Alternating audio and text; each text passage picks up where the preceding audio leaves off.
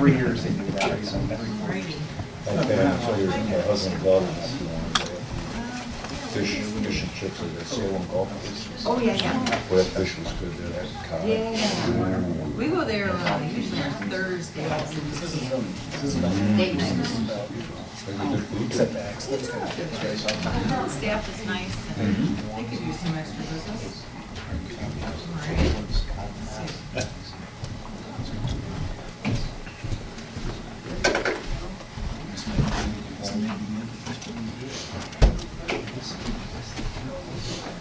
Community benefit agreement. Okay, welcome everyone to the Salem Township Planning Commission meeting. Oh.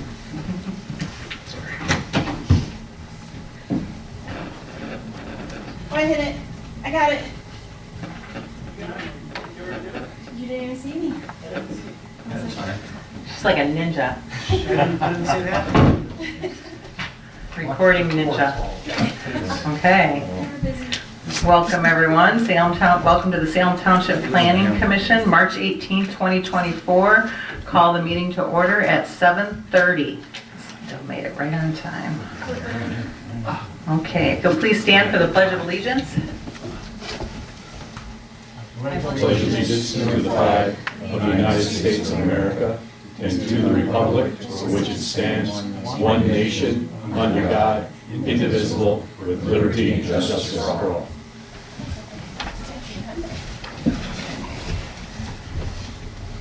Roll call, please. Roll call, please.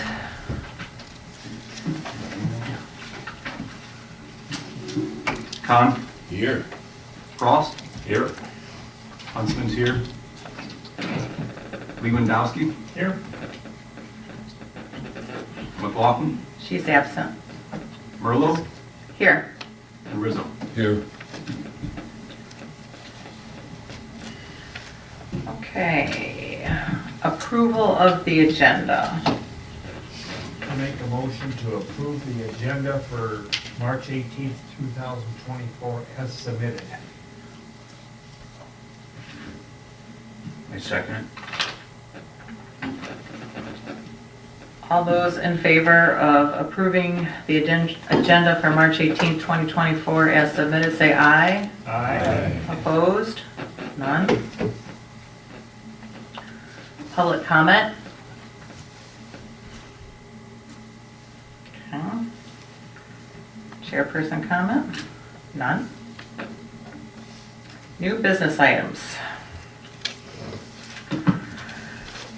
Renewable energy legislation discussion. Lots of changes coming along the way.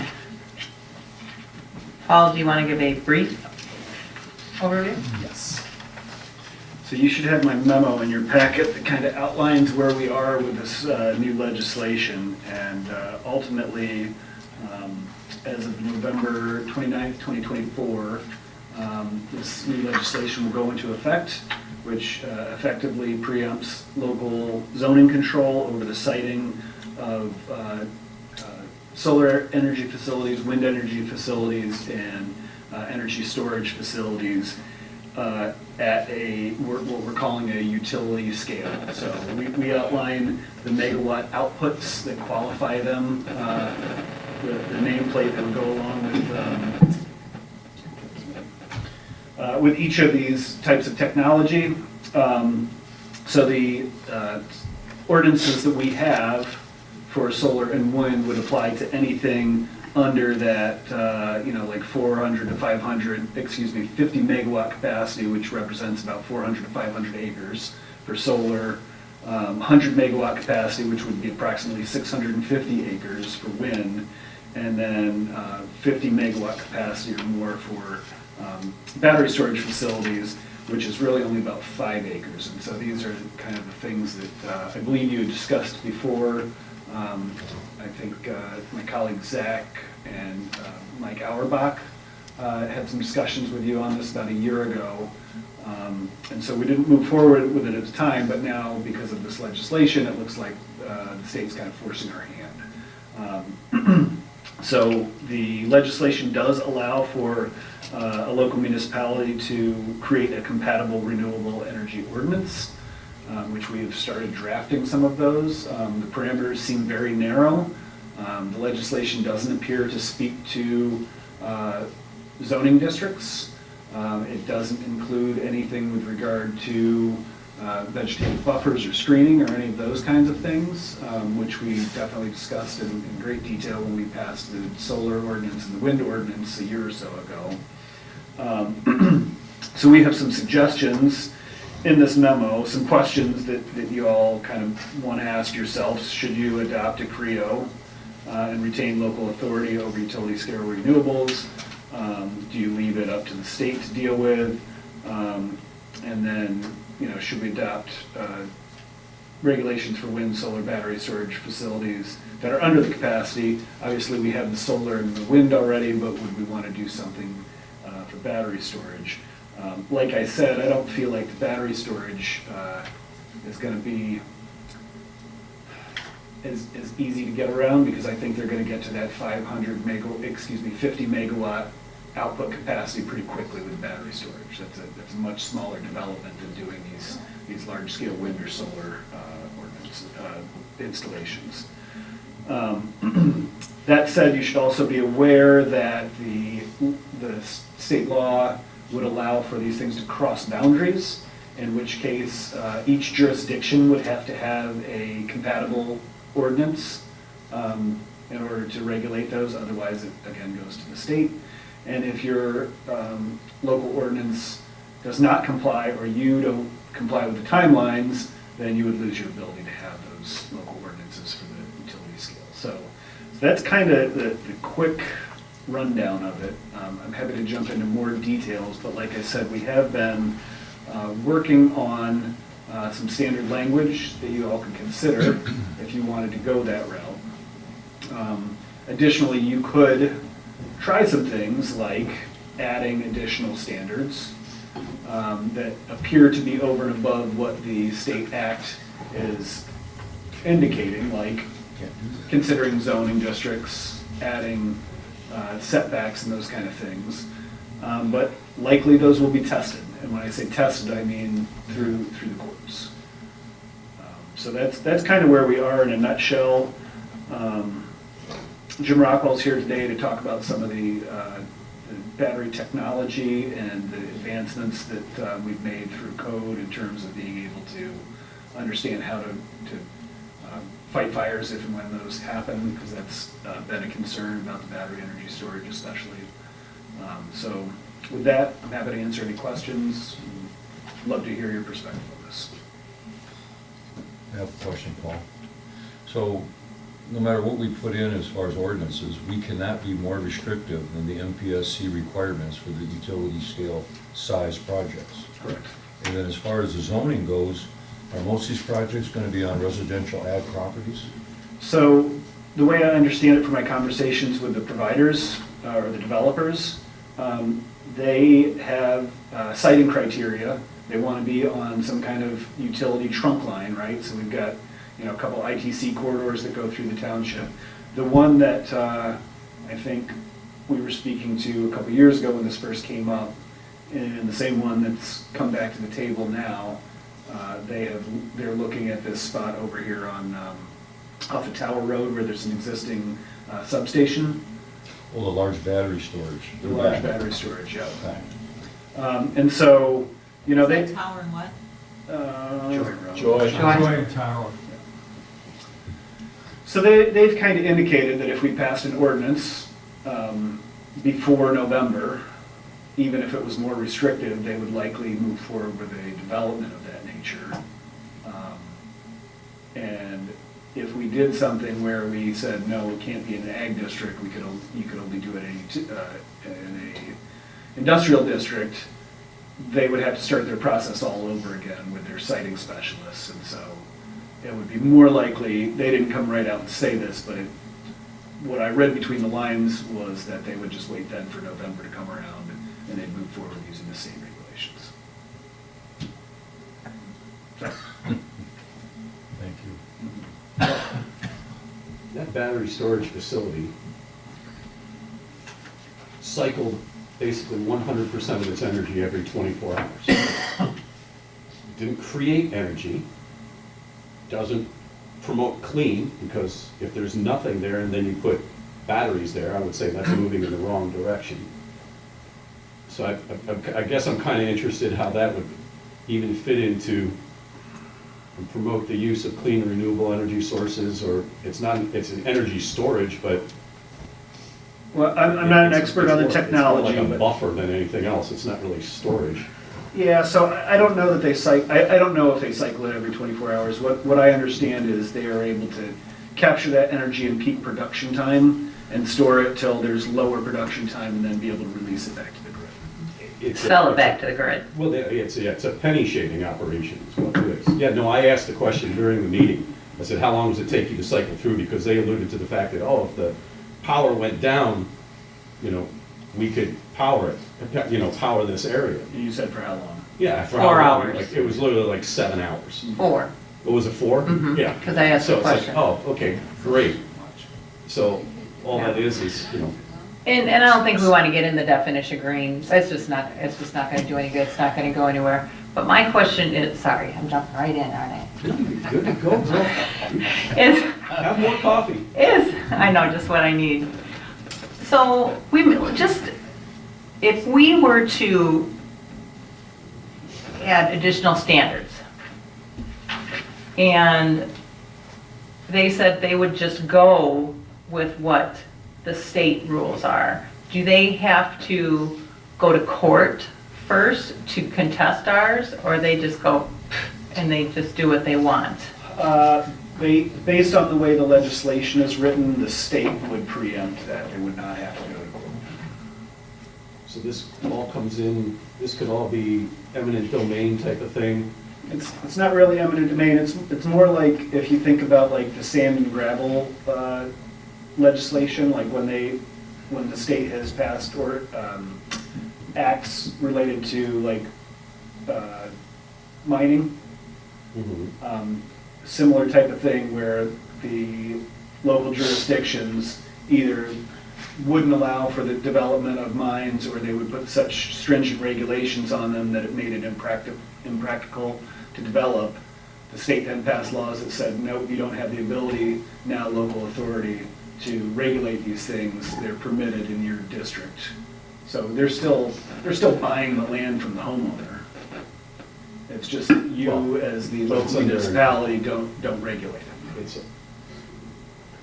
So another question along that lines, if the state preempts it, how long do you think that would take for them to go through the process of, I can only speculate here. I think the state process is. I know you don't know the answer, but I'm just thinking that there is a process here somewhere, and I'm just kind of curious and wanted to put it out there that, depends on how okay, much so, eminent domain.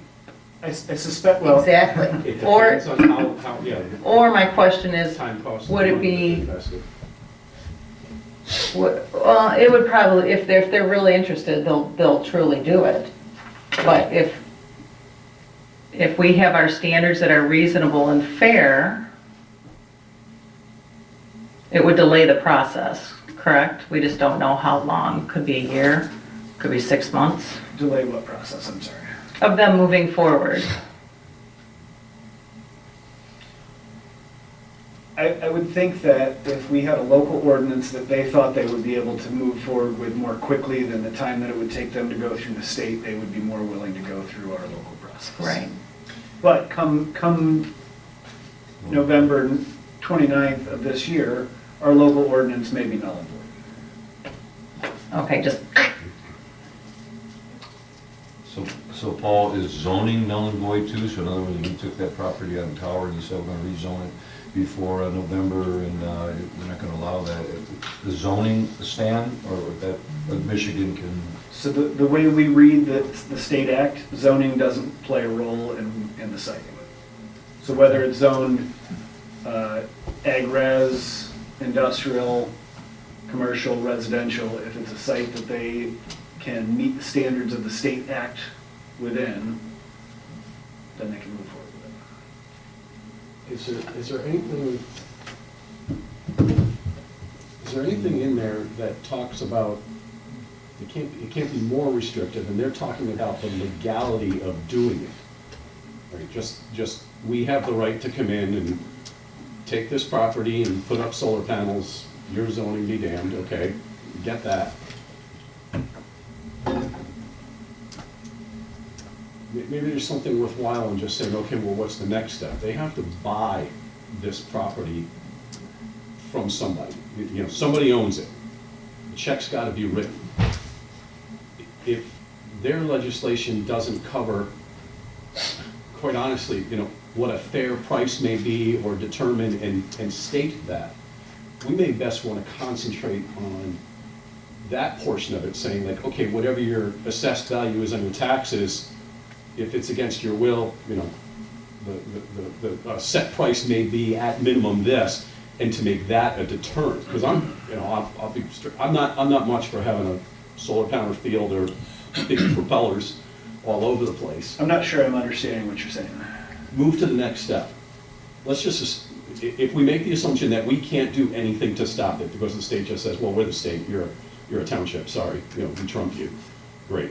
What's the next step? It's the financial, it's the commercial aspects of it. And if the state doesn't have the foresight to touch into the commercial, maybe we touch into the commercial in some way that could restrict us from looking as more appetizing than, or less appetizing than other places. I don't think we have any control over that. That's a private deal between a landowner and the company who wants to Right. buy their property. I'm sorry? That's a private deal between the landowner and the company that would want to buy their property. I'm still not. Right, but if it all falls under eminent domain anyway, This is not an eminent domain situation. Purchase. how do we know that? If the state can say, I can take this property, They're not saying that at all. They're saying that if you buy a piece of land and you meet the standards in this state act, then you can develop it. There's no eminent domain. This is a private transaction between a homeowner and a company and a all developer. right, thank you, Or a that's property what I owner. was missing there, Paul, thank you very much. Sure. That's good.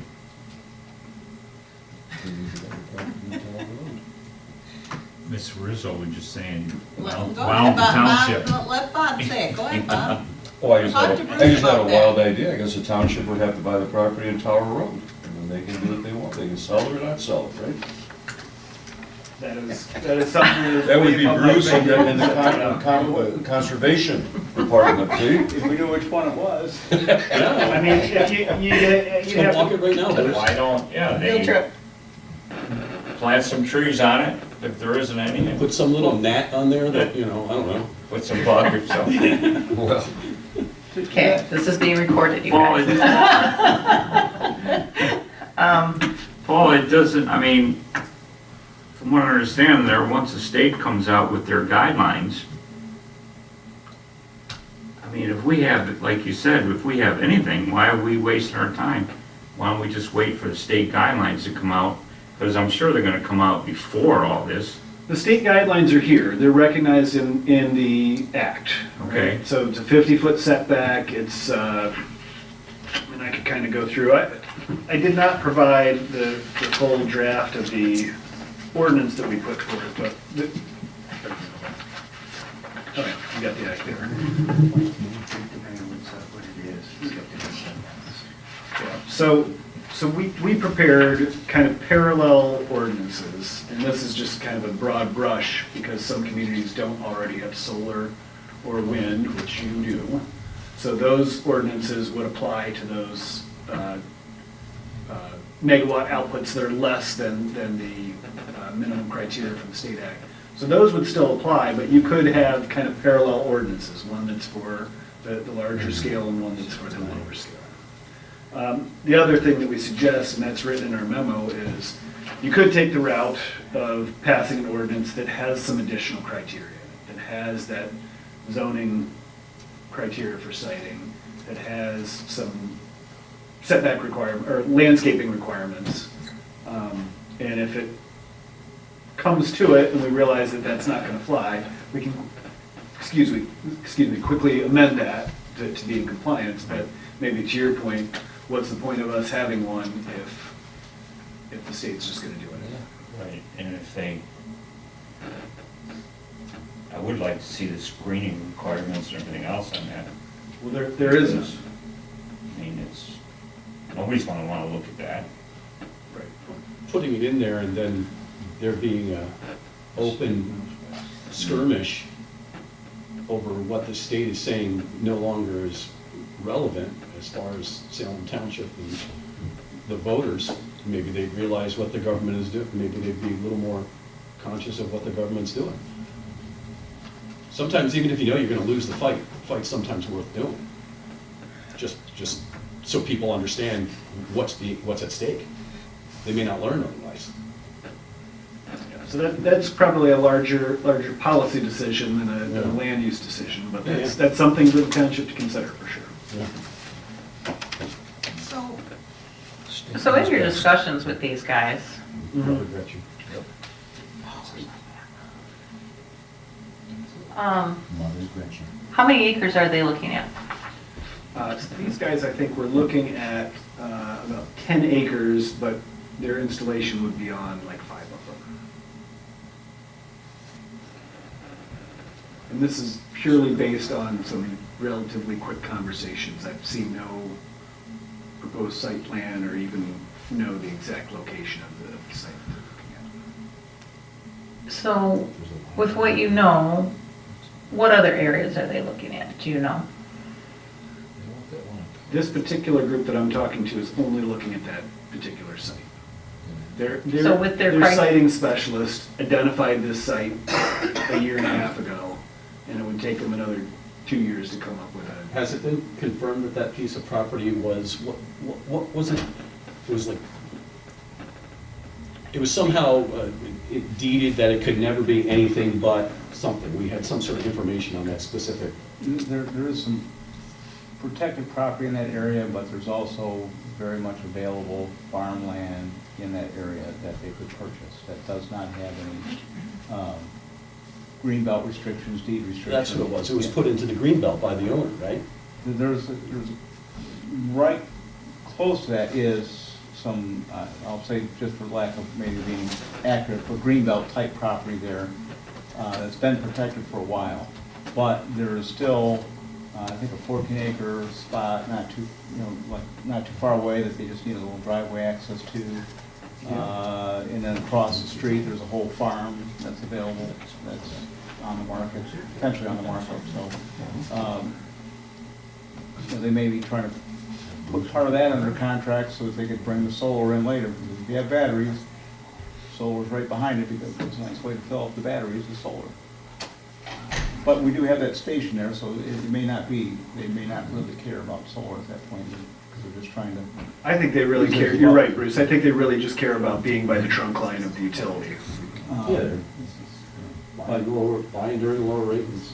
But to that point, someone made a point about the fight. Well, you know, we're also on the other end of that fight. Superior Township shut us down, so because they said we don't want you. So if we don't have it in our, you know, if we don't put what we want in our ordinances, reasonably what we want in our ordinances, then we have nothing to scrap about. Mm-hmm. Right. If there's something to scrap about, there's always negotiations and, you know, well, we want a bigger setback, well, okay, I'm not gonna give it to you. Well, how about just on this side where there's some residents that are already living close by, and maybe not on the roadside, but on this side.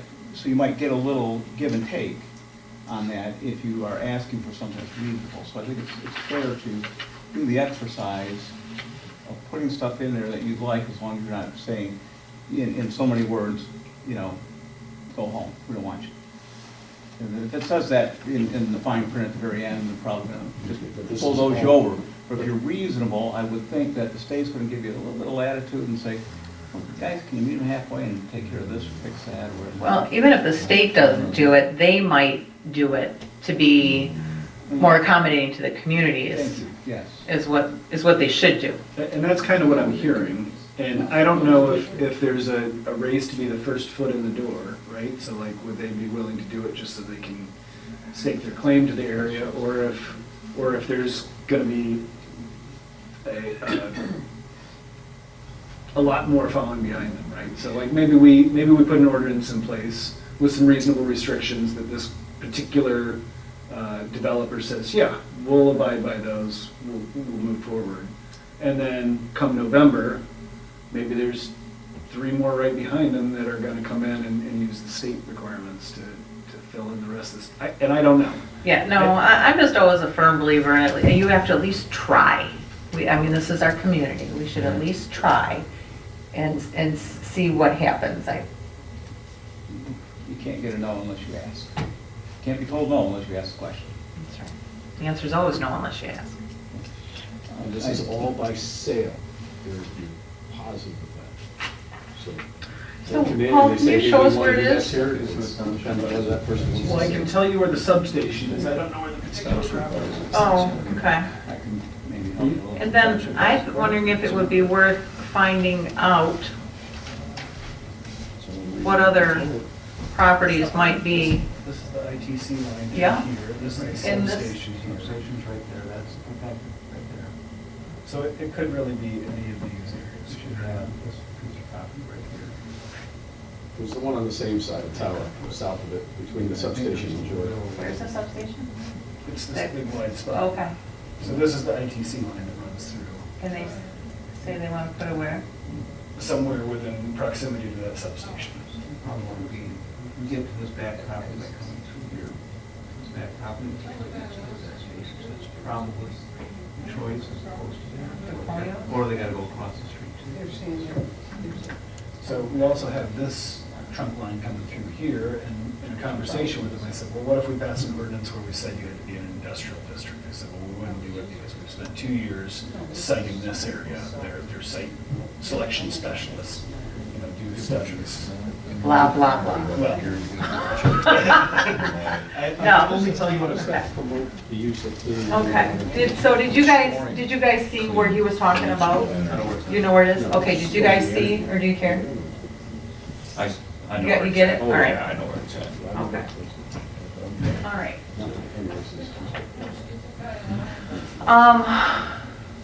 Paul, is the state, are they helping with, or is it falls on the township as far as any kind of security or fire prevention issues or anything? Or does that fall on the township to fund that cost? And So there is a provision that, that a developer would have to provide an amount not more than $75,000 per affected local unit, and not more than $150,000 for the total as determined by the MPSC, and that could be donated to any kind of local cause. And ideally, I think the intention is that that would go to perhaps the fire protection group to Say help. those numbers again, not paid by. A one-time grant to each of the affected local units, an amount not more than $175,000 per affected local unit. It's a one-time. 75,000, did I say that? You said Yeah. 75, something was 75, and something was 100. And not more than 150 as a total as determined by the MPSC. Okay, so if it's a wind energy plant with 100 megawatts or more, approximately 650 acres. So if it's above 650 acres, so let's just say, let's pick a number, 3,000 acres, all right? So 5 square miles, no, I they see, they have to give 175,000, they can give a max of Yeah, I see it now. 175,000. And that's only one time? That's mighty generous of my Yeah. wonderful governor. That's beautiful. But I love her all the more. Good golly, Miss Molly. You know- And it's interpreted that that would be for protection and services, et cetera, emergency response, anything along those lines. yeah. And that's another thing is more of these buildings or these battery plants come online. I mean, the chief's here, I mean, We're gonna get to that. it's gonna be, yeah. Yeah, so there's some language that talks about what codes they would be required to adhere to, and yeah, that's why. That's what he's here to is talk speak about, to yeah. those, yep. But back to this, of what Kevin was talking about, and who pays for what. And is there anything that we could put in as any kind of building or requirement? Or is that already established? As building a requirement, I'm sorry? Yeah, any kind of, they just do their own thing. We can't say, well, you need to, and so like setbacks, you said are not anything, 50 or feet, yeah. So the buildings that they're using, they're not really require buildings. some sort of maintenance, It's you know? basically like it's kind of like a shipping container. So each of these things are contained in a single unit that they come in and they drop in. Like if you can imagine putting, your Duracell batteries into your lantern, right? You pop 3, 4, or 5 of them in there, and once those expire, you take them out and replace them. So once those batteries aren't usable anymore, then they would just pluck that up and put another one down. Or they might want to add more. But I mean, as far as, Paints the container.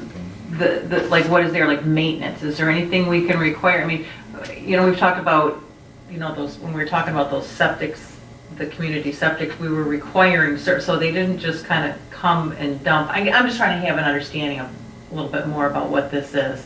They are going to be, you hear about the fires, and there's a lot of unknowns and all the different technologies and what does what, which I'm sure our chief will get to. But, can we require them to do maintenance, or do they already do that? Does the state require it? What's going to help, since they're giving us a little bit of chump change to respond to an emergency once? What do they, So- what do they so qualify if that I- as? What do they call it again? The 175K, that was towards a, It's just a grant.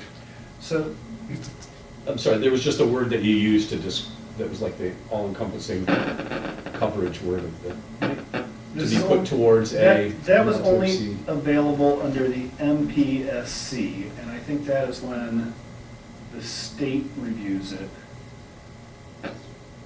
And then, for a local compliant review, applicants must enter into an agreement to pay each affected local unit $2,000 per megawatt, of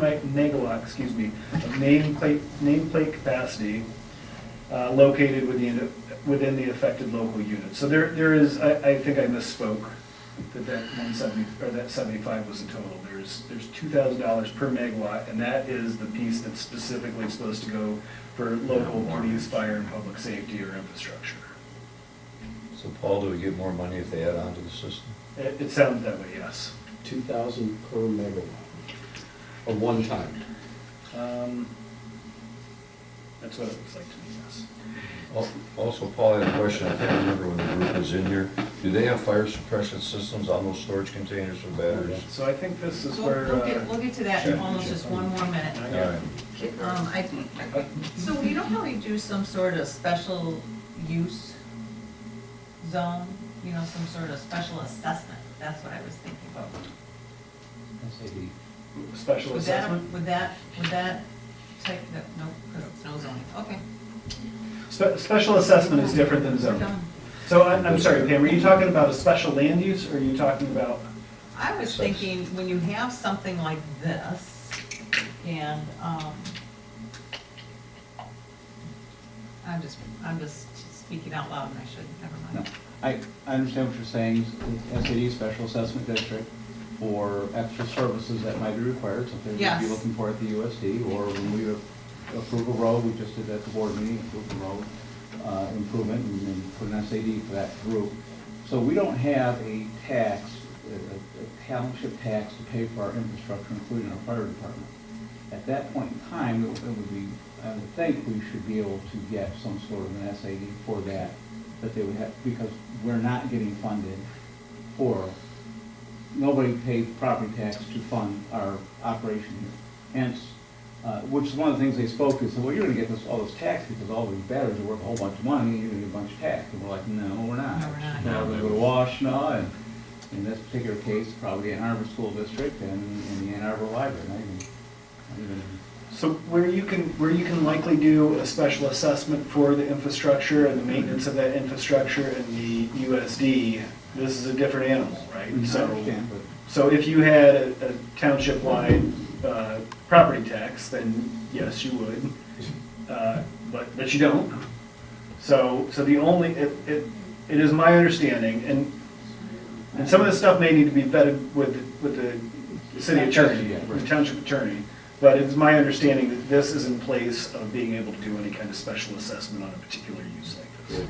And the other thing that I wanted to speak to before we get to the fire part is the Eagle side of it is basically, we're all on well water here and whatever, and we also have a lot of wetland, woodland areas. Obviously not going to chop out a bunch of trees to put this in, but we could have potential, if they're looking at a larger scale, where you're, does the state recognize that if we had some protected woodlands and wetlands, that they can't develop that part of the property, or they're able to just clear cut a piece of land? And I know you don't know the answer to these questions, but that's kind of things that we should, just in case, those are the things we should put in our ordinance, just in case we actually have a fight, a bit of a opportunity to fight for this. If you don't put it in there, then they can do whatever they want. Well, we have tree protection in our ordinance, so we could try to apply that. Well, I'm just saying, we're also looking at potentially some other overlay type things in our ordinances and stuff like that to protect our property that we have done. All the people who built in this township, for the most part, have been very protective of our natural areas and our streams and wetland areas, because again, we all get our drinking water from there. But who's to say that if we don't put something like that into our ordinance, or have ordinances for that, that they don't just come in and want to, fold those things around and reroute wetland areas and whatever. So does Eagle get to put their say into it as well, or at all? Think about what it takes to put a fire out on a battery storage facility, and the fluids that wash over that, and how are those contained? That's why I think we should be, How can we is put that things like contained? liners in there? That was, I think, when someone was going with the building thing. Can we put liners underneath this thing to protect the our groundwater? And can we, if there's... I was thinking like the dump, Yeah, the is dump there has something liners. that, Well, Requirements. $2,000 per megawatt, 50 megawatts, so in my math, that's a $100,000 one-time payment. How much is a foam truck cost? So honestly, in a substation, we're not gonna go put water into high voltage electric. No. So at the end of the day, it's gonna burn. Yeah, And just gonna they let it design these things to burn. So if you look at some of the instances that occur across the country, they've gotten into problems when they try to suppress it. So at the end of the day, and this is where 855 comes in and looked at the technology related to fires, depending what kind of batteries they're proposing, or even solar arrays, because we haven't really talked about solar arrays about that much. But at the end of the day, anything within the fines of that substation, we're not going in until they kill the power.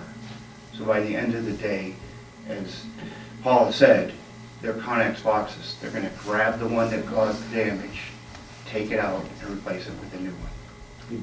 But after everything's gone down to DEFCON 5. So so again, getting into the standards are finally catching up to some of the emerging technology. There's a big race out there to build the best battery pack, whether it be for a car, whether it be for energy storage, whether it be for your home.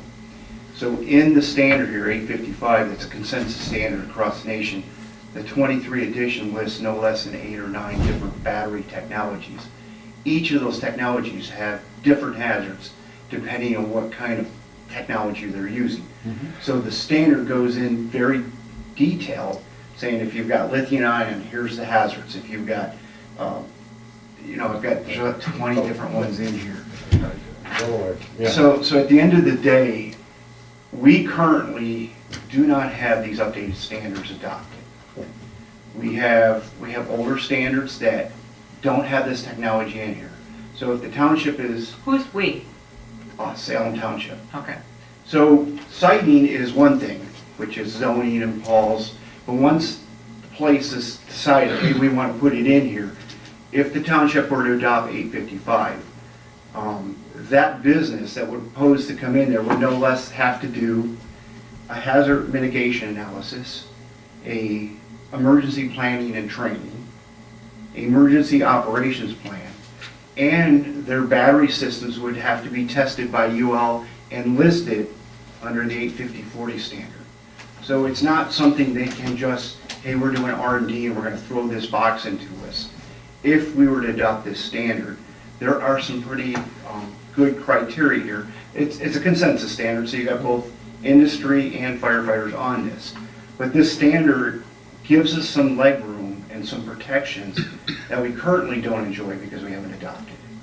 And not only would I recommend that we adopt NFPA 855, which just came out in 2023, and I'm sure in 3 years there's going to be even more technology.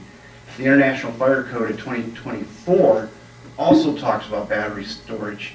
Again, something we should consider adopting. Now I just talk about battery storage, but it talks about solar arrays and wind farms, two things that, again, are older codes that we currently adopted in the township weren't thought of 15 years ago when we adopted those codes. So my recommendation to the planning committee would be to at least consider recommending adoption of the International Fire Code 2024 edition. And if you want to do specific chapters, but the code speaks to a lot of things that this township has seen. For one of the other things that's in there is food trucks. We don't have anything that covers food trucks, and I've gotten calls that people want to have parties and actually run businesses with food trucks. The IFC code would actually speak to what the requirements are. And then getting back into 855, it's strictly battery, whether it's mobile or portable. And then also the technology that we really haven't covered much here is people putting battery chargers in their houses. And the 855 also speaks of that for battery charging in your car, in your garage. Scioto Township, a month ago, just had a Tesla that caught on fire in their garage and burned the guy's house down. So the guy had bought some overseas charger and used an underrated extension cord, and literally it burned his house down. Jim, with that MPSC, are they going to have to adhere to that 855 standard? They actually reference it in their enabling They will. act, yes. Okay. So they said 855 is a reasonable standard, if I read it correctly. 855 is good. I'm saying add 855 and the IFC, because the IFC would cover other things than just battery storage. So if someone wanted to put a wind turbine up here, it would talk about the safety, not the sighting. It has a little bit of sighting, but not a lot. I know this is the planning commission, you talk a lot about zoning and what you can put in there. These codes speak to, once they're in here, how do we safely operate it? And my suggestion would be that the township consider adopting these, because it's going to give us the best available knowledge and code protection for us as citizens. And going back to, if we have fires, honestly, in substations, we don't go in there. We let it burn. There's nothing in there that we can bring an aluminum ladder or water to that's going to solve. And then, Jim, we're going to talk with the sea container, the storage containers themselves. Do they have some type of suppression over the battery racks? Or what? It depends on the type of battery technology. So for lithium ion, they recommend either a misting system or a sprinkler system in there. They do not recommend foam. They recommend a number of safety devices. Sprinkler protection in there is one piece of the safety puzzle. The big aspect of, especially lithium ion, which has been the hot button topic, is battery management systems. When battery management systems go haywire, then the lithium batteries go into a thermal runaway. And I brought kind of a little bit of an example. If you got like a Tesla, or if you got any of these cars, the lithium ion batteries look like this. This is a zinc carbide, but I'll just simulate that. All these batteries are packed like this, really tight. So when one starts going into thermal runaway, the neighbor goes into thermal runaway, and then that neighbor, and then that neighbor. And the problem is you can't get water to them because they're underneath the floorboard. Or in the case of these Connex boxes, you can't get to them because they're in the racks. And even if they go into thermal runaway, even after you've got it under control, it comes back. They've got those birthday candles that you blow out and keep relighting. Well, New York has first-hand experience with this. They're having real big problems with the scooters catching fire. They're putting them in the bathtubs and they're burning underwater. So we've got actual evidence of them jetting across in pools of water. So this is a battery. from a house fire in Salem, lithium battery that darn near burned the house down. This is from a bicycle. They had 4 or 5 of these. They literally put them on a charger. They went upstairs to eat dinner. They heard a pop, fire, and they barely got out of the house. And thankfully it was in the basement. We're able to save the house, but they darn near lost the house. What temperature do those burn at? They're pretty darn hot. Once they go to thermal runaway, you are absolutely correct. Once they go to thermal runaway, You're welding with it, guys. You're it's welding- impossible you're to put welding them with out. the heat that's out there. So the new technology or the new firefighting techniques is basically, like in the case of Sile, they pulled the vehicle out of the garage and let it burn. Putting water on it, they had a fire on a trailer, tractor trailer, on 275 and 7 Mile. And they put 300,000 gallons of water, the Boeing did, and never put it out. All they did was make a big environmental cleanup. They put all that stuff into solution. So at the end of the day, 850, so if you were able to tell me what the technology is that company wanted to come in, we could go in here and this book would explain in the appendixes what the different hazards are, both chemically, toxic gases, what the preferred suppression system is. But it depends on the technology that they want to use, whether lead acid, zinc ion, lithium, there's a number of different chemicals out there. Does it go into mitigation standards for if there is a problem? So I mentioned before, like, okay, so you're putting 300,000 gallons of water on a car or a battery Connex box that's on fire there. Do they go into what needs to be done to contain that, keeping it from going back into the groundwater, into wells? So section 4.4 of the code would require them to provide us a hazard analysis and mitigation plan for what they propose. The book gives some generals, but they would be required, if we were to adopt this standard, to provide that information to us specifically for what they're using from an engineer.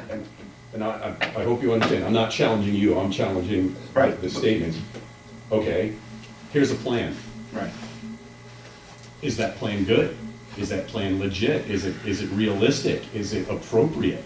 So part of that is getting UL listed. So part of what UL's been doing is taking these batteries designs and burning them in a lab and testing what they're saying.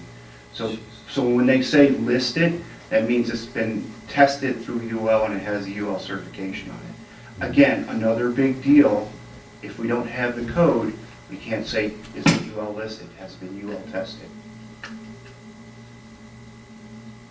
Are these battery storage units, Connex boxes, what do we call them? Do those have to be somehow certified? That's exactly what I'm talking about. That is, then they have to be understood. If they were to adopt the code, they would have to get UL listing. So is that If the something that'd be township were to reasonable adopt the include code. in Correct. our- These are standards, these are consensus standards, they have no weight unless the township adopts them as a law. If we don't adopt them as a law, they're just words on a paper that are recommendations. So I was actually pleased because it's some other people who are smarter than I am. We're putting this draft ordinance together in my office. And when I talked to Jim about it, and he mentioned 855, I said, oh, great, it's already a component of the draft ordinance. Oh. So he's indicating that we should also have IFC, which I don't know that that's spoken to in the state act, but That gives us all protections as a local site for fire and safety, right? For our community and for us as responders. So the siting is one thing, right? How many trees, where can you put it, all that stuff. This is once that's selected, how do you run the place safely and don't kill the employees or kill the neighbors or kill us responding?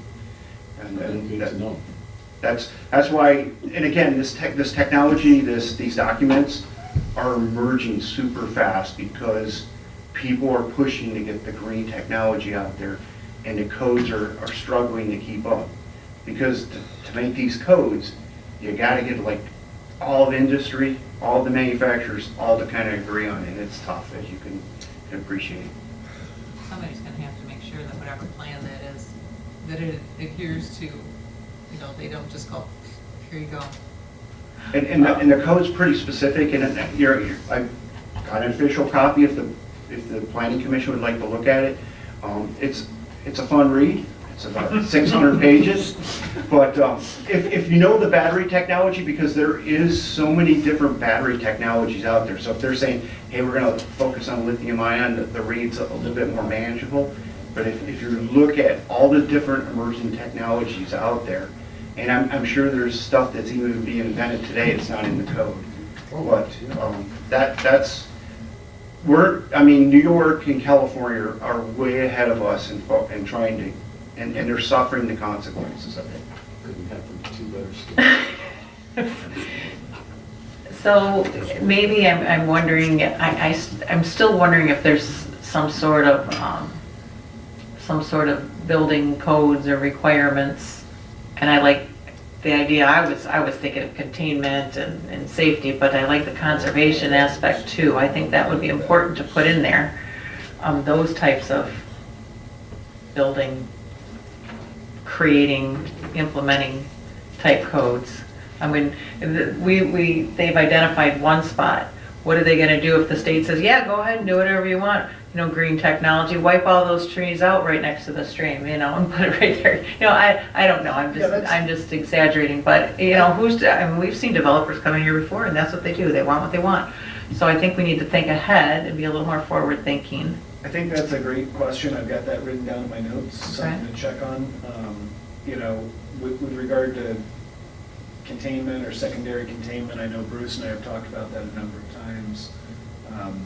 And a review process, if we can say that this is, you know, we need we need to be able to have an opportunity to review to ensure they're just not submitting garbage on, because they're using out-to-date codes when, you know, Salem might be all on top of everything and have the most greatest codes to adopt. I would imagine we'd be way out in front Yeah. of the cutting edge. As soon as New York and California put it out there, we're all over it. So, what is the pleasure of the commission? Would you like us to try to take the language that we've worked on and share it with you then to kind of make a determination if that's something you want to move forward with?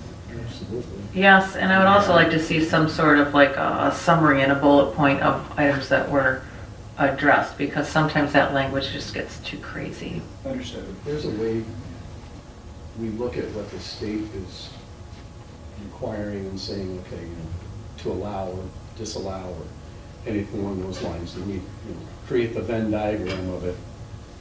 I'd be very interested in imaginative ways that we could have zero intersection, but yet still affect. I mean, just this, you know, okay, $100,000 gets given to the township for 50 megawatts coming in. Great, what are we going to do with that? Nothing. We can buy spare tires for one of these trucks. You know, and like almost joking. What, they're like $6,000 a pop, right? With tire and wheel. I mean, give me a break.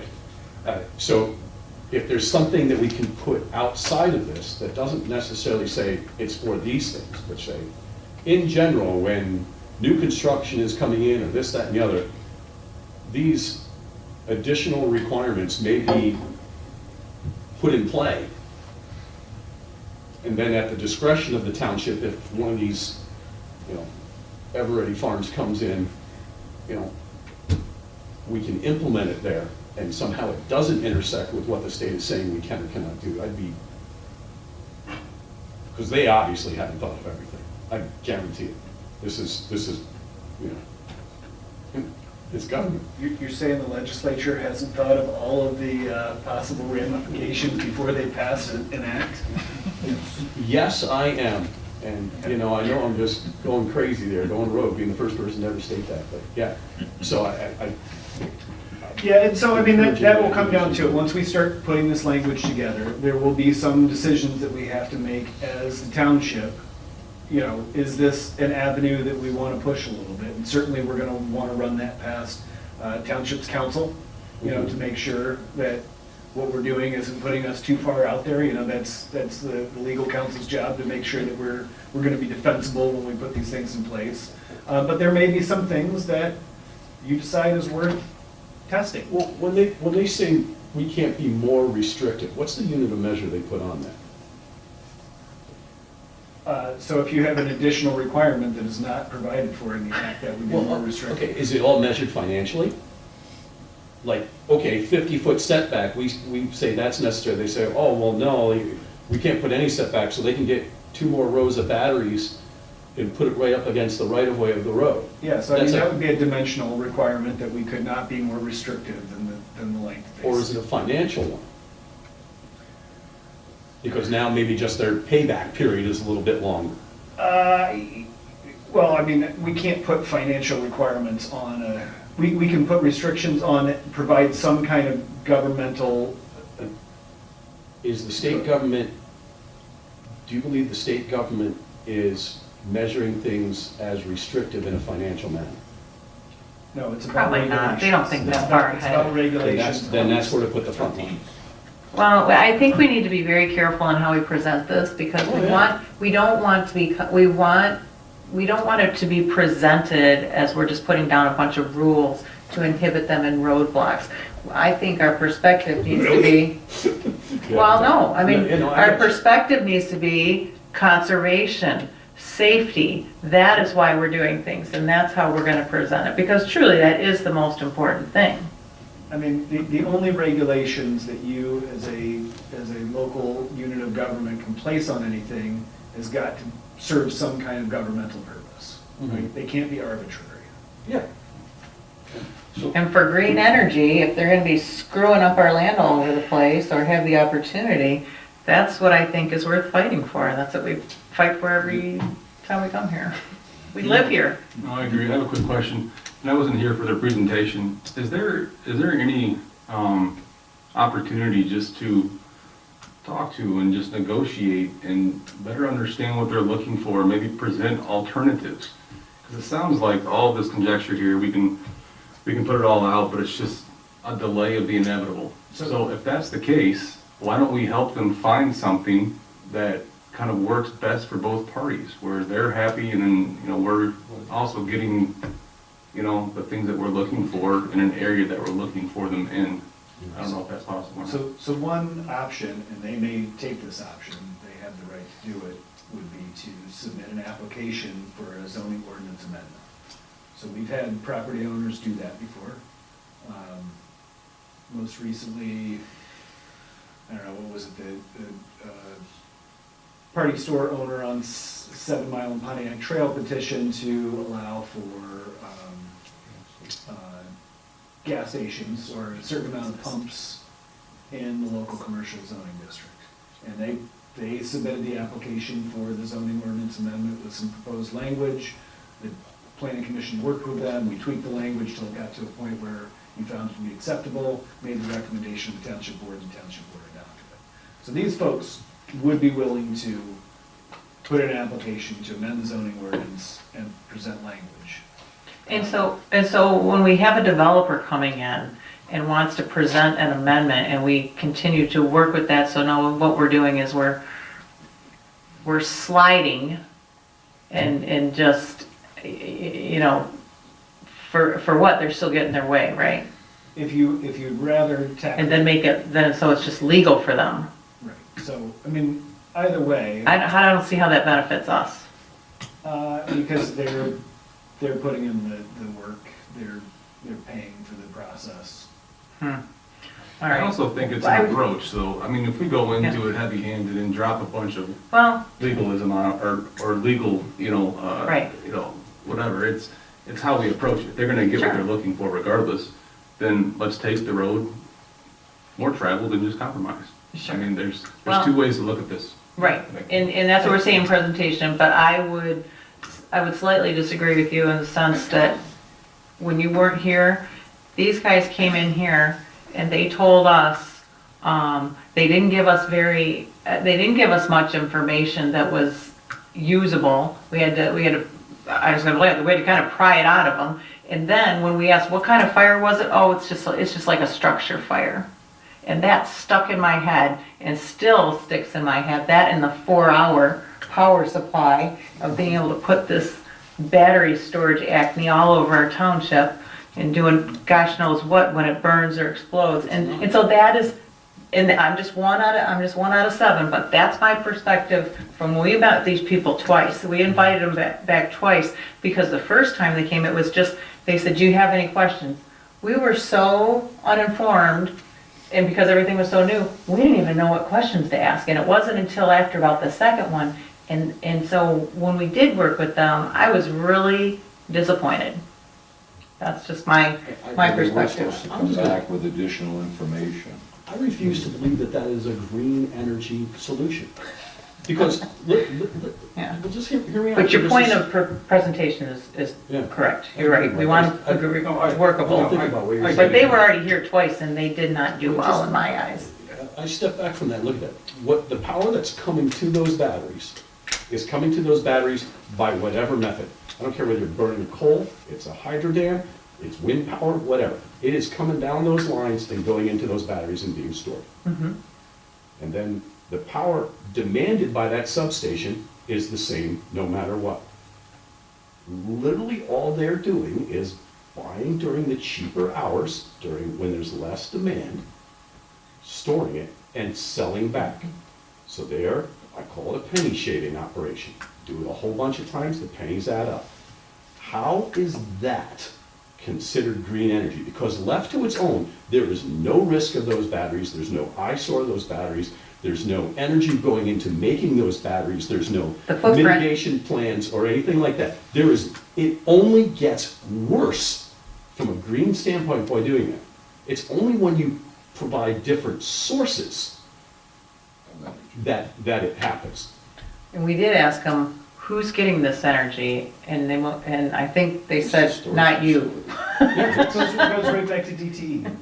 Yeah, it's not us, so. Yeah, it's just like, no. Sorry if I seem a little bitter, but I kinda am. So, can I circle this back to, so Yeah. I think to your point, we would have to do something that's reasonable, Yeah. something that's workable, because if we do something that's arbitrary and capricious, they're gonna ignore it, they're gonna wait till November and they'll use the state rules. So, you know, there's a community that I'm aware of that had a similar situation. They ended up putting a setback of, I believe it was 600 feet on these things, which, you know, makes Not almost reasonable. any site unreasonable. And so, you know, it was Yeah. almost a waste of time to go ahead and pass that ordinance because nobody's gonna use it. That battery company is either gonna sue that community or they're just gonna wait till November and use the state rules, so. Paul, do you know, do they own that property now?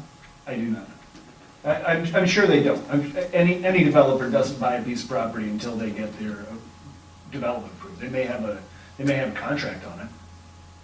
I mean, I can't say that for sure, Yeah. but that's typical process for any kind of development, whether it's housing development or anything else. They put a contract on it, they pay the premium until they get their approval. I just think we have to be careful, just allowing our philosophy on what they're doing to kind of blind us from the approach that we take on this. I don't think there's any issue with inviting them to submit some kind of a ordinance variation or whatever the terminology is, and then us also drafting some kind of potential ordinance that we can always just say, hey, we chose to go this direction and we're gonna fight this for these reasons, or we can work with them on these if it seems like the state's gonna supersede what we're saying. So I just think if we go in with the wrong attitude or spirit on this thing, by the state standards, they can kind of do whatever they want. We're kind of asking them, we're in a position now where we may need them to do us some favors here with regards to, beautifying it or offsetting it or whatever the case may be. So there's just a couple ways to go about it, and I think we just need to take the more humble approach to it regardless of our philosophy on it. I agree, and that's why we talked about including these things that were reasonable to negotiate with and see if they would do it out of good faith, because we all know that within a matter of days, we could have the entire township in here screaming. So they could submit something, to your point, that we looked at and said, oh, you're saying 100-foot setbacks, we think it should be 150. And they may or may not agree, but if we have a good reason for saying 150, then that's ultimately the ordinance that you would recommend to the board. You don't have any obligation to recommend to the board the exact letter of the language that they present. Correct, I mean, we can always say no, so, and we can always fight it if we want to legally or create ordinances in the future, but on the initial, we have one opportunity to get it right, and I think just considering what they're wanting to do, also understanding what the state's doing, and then us drafting something that, may be a preemptive strike in the future is all, those are all good decisions. Okay. Well, I just think it's also important that when you're talking with them, that they have a very clear understanding of how Salem Township works. I mean, you've worked with us long enough and you know very well how important conservation is to us, how willing we are to work with people and their businesses and all of that. We don't tie people up. We don't do anything unnecessarily. We're not vindictive. We haven't done that. I mean, really, we don't operate like that. But I think it would behoove all of us for them to really know this is how Salem is and this is what's important to us. And so when we get to that negotiation period, maybe whatever they submit, they'd be more inclined to appeal to that, to ensure that our community is safe and our wells and our trees and our streams and all of that kind of stuff. Okay. Fair. Heard loud and clear, yeah. Yeah. Okay, well, I think you guys have asked some good questions. There's some things that we'll certainly check on. And if these guys want to submit something, then we can certainly see what they propose. And if it's way off base, then, maybe it's a short discussion. If it's close, then you have the ability to tweak it. Well, I think we should have something prepared in our mind, because I'm just leery of when somebody else submits something for our ordinances. I think it skews the perspective. I think it skews the vision. I think we need to have our list of important priorities and then see how they compare to it. Well, I mean, we already passed a solar and wind ordinance that you all spent a lot of time crafting that includes many of those kind of regulations that I think would be similar. I think there are some additional considerations with this particular technology that you all brought up tonight that may be different, but I think I understand those as well. Yeah. Hey, Linda, do you know what Bonnie's question was? Yeah, What was it? we have an ordinance for shipping containers. It talks about what type of roof, screen, stuff like that. And you talk about these batteries being in that type of structure. How do they comply with that? They don't. They don't care. Well, the township adopted, Reggie DeLuca was probably the moving force behind. He didn't want to look out an upper story window down on a shipping container, the flat roof. It had to be a pitched roof. And so again, if you're looking at this, do they have to comply with that part? It's not part of your zoning ordinance. I think it's part of maybe the blight. No, it was part of the zoning ordinance. It was part of the accessory structure ordinance, yeah. Okay, so how does that come into play with what you're discussing tonight? So it would not, based on the state act. Okay.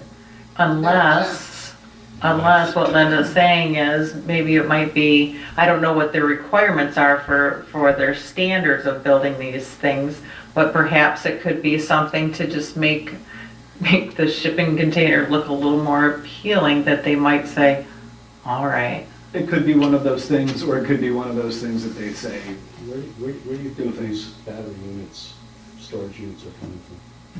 And why do you think they're in a 50-foot, 53-foot by 10-foot sea tank? Where are 95% of lithium-ion batteries manufactured today? Yep. And do you think that country is going to fall under UL listings? No. Well, They probably come fully prepared, all you do is plug and play.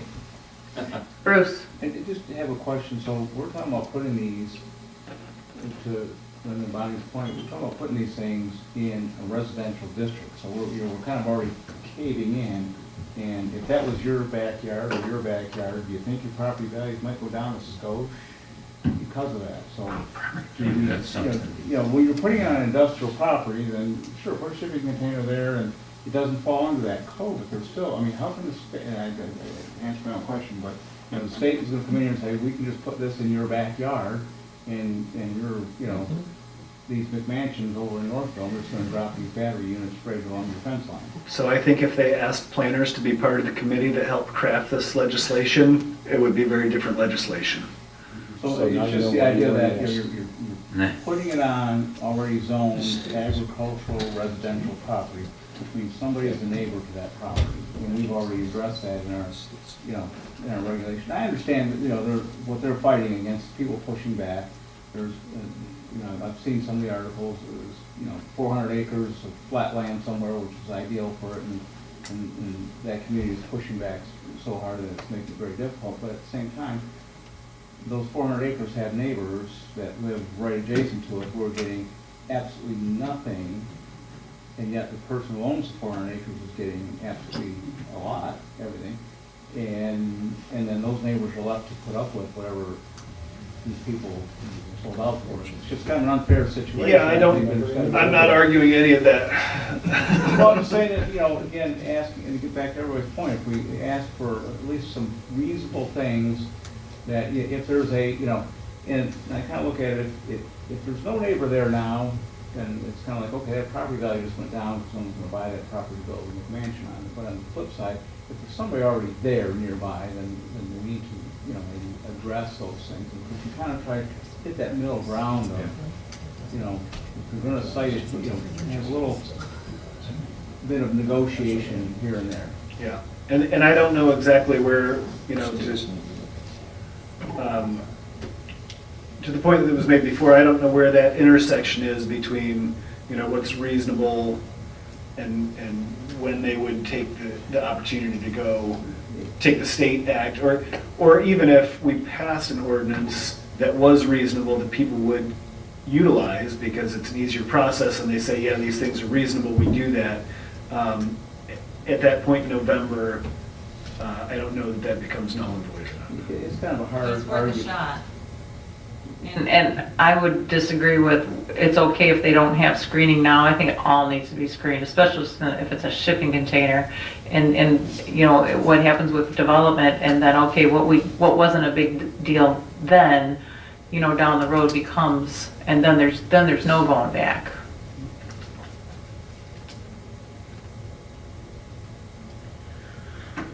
Okay. Okay. Anybody else?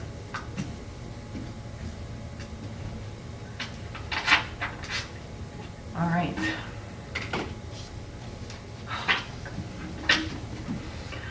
Old business items, reports of commissioners and correspondence, board of trustees. I didn't get a chance to talk to TJ. She's out of town. ZBA, anything, Daryl? There Thanks, was one Chief. meeting I wasn't present, but it was for a place on Joy Road, wanting to get a variance. It's for a setback for an accessory structure. The board did approve the variance, but they did not approve the extent of the variance that the applicant asked for. They determined that a lesser variance was acceptable to alleviate the hardship. What does that mean? What was it? So they were asking for a 5-foot, for a pole barn, for an accessory structure. They were asking for a 5-foot setback where the minimum setback requirement was 30. I think they ended up granting them 15. No. Does that sound right? Something like that. Okay. Land preservation and conservation?